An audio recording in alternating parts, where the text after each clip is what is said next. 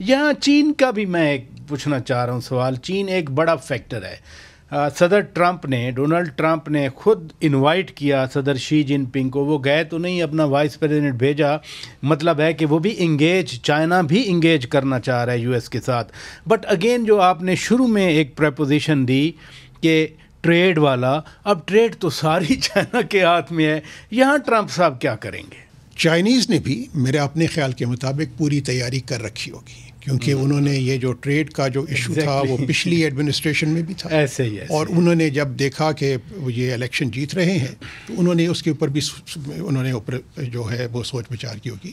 لیکن میں یہ سمجھتا ہوں کہ یہ والے جسچرز کے علاوہ جس طرح انہوں نے پریزیڈنٹ شی کو انوائٹ کیا, وہ جو ایک چائنا کے ساتھ جو ایک رائیولری ہے یا ایک چائنا کے ساتھ ایک کمپٹیشن چل رہا ہے, وہ کم نہیں ہوگا.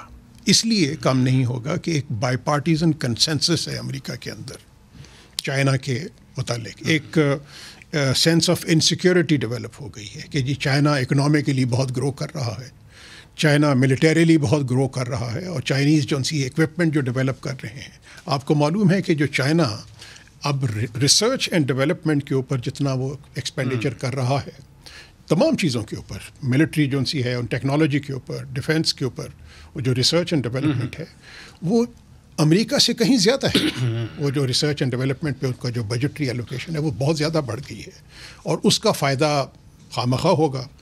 چائنیز کہتے ہیں کہ 2049 تک they want to be number one economic power. اب ان کا انفلوئنس بھی انکریز ہو رہا ہے پورا ساؤتھ ایشیا کے اندر. آپ دیکھ لیجئے کہ افریقہ, South Asia, Middle East, Central Asia, تمام ممالک میں سمجھتا ہوں کہ وہ ماسوائے ہندوستان کا ایک کمپٹیشن چل رہا ہے, اس کے اوپر کنورجنسز ہیں اور ہوں گی. امریکہ اور